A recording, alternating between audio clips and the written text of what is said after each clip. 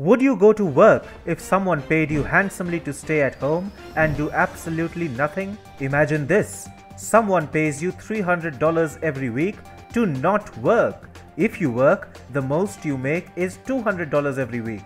What would you choose? Obviously, you would stay at home snacking and drinking while someone keeps gifting you $300 every week. As it turns out, Joe Biden is doing precisely that in America. He is paying people to not work. And his far-left policy is devastating American businesses and creating an unprecedented labor shortage in the country. Hi, and welcome to TFI Global, the foreign affairs and geopolitical analysis arm of the TFI Media Group.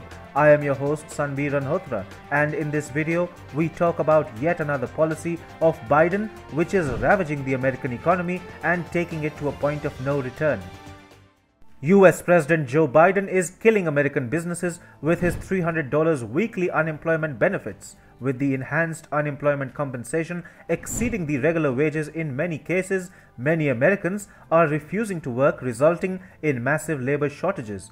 US businesses are struggling to find workers, and even if they do get to employ someone, the wage costs would be unusually high. However, two red states, Montana and South Carolina, are pushing back against Biden's far-left unemployment benefits scheme. The governors of the two states announced this week that they were ending participation in federal unemployment programs. The federal programs pay funds to long-time unemployed and a $300 weekly supplement to benefits, apart from issuing aid to the self-employed, gig workers and others who do not qualify for governmental assistance. Montana and South Carolina governors have slammed the unemployment programs for inducing workers to stay at home and thereby creating a labor shortage crisis. South Carolina Governor Henry McMaster said what was intended to be a short-term financial assistance for the vulnerable and displaced during the height of the pandemic has turned into a dangerous federal entitlement, incentivizing and paying workers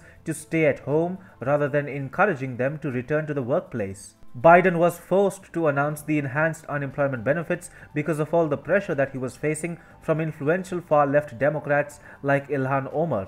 Yet, the enhanced benefits have dented the US economy, and the jobs growth rate in the country is far below expectations. The Labor Department disclosed that non-farm payrolls increased by a mere 266,000 jobs in April as compared to 770,000 in March. The US is currently facing a peculiar situation in which businesses want to hire workers, but workers do not want to get employed as the government is paying them anyway. Why would anyone want to work when the unemployment benefits exceed wages? Well, the US Chamber of Commerce, the largest business lobbying group in the United States of America, has blamed Biden's $300 per week federal jobless benefit for labor shortages. It said the disappointing jobs report makes it clear that paying people not to work is dampening what should be a stronger jobs market.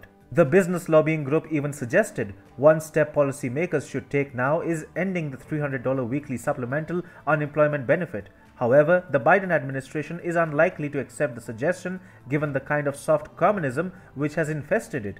Far-left Democrats are already showing no signs of letting the Biden administration end the catastrophic policy. Yet, the Republican states understand the pain and anguish which American businesses are facing. South Carolina and Montana have already got rid of Biden's $300 weekly unemployment benefits, and now other red states are also likely to follow suit. While Joe Biden is leaving no stone unturned when it comes to ransacking the US economy, Republicans are clearly pushing back against his detestable measures. At least in red states, American businesses can thus be hopeful of avoiding labor shortages.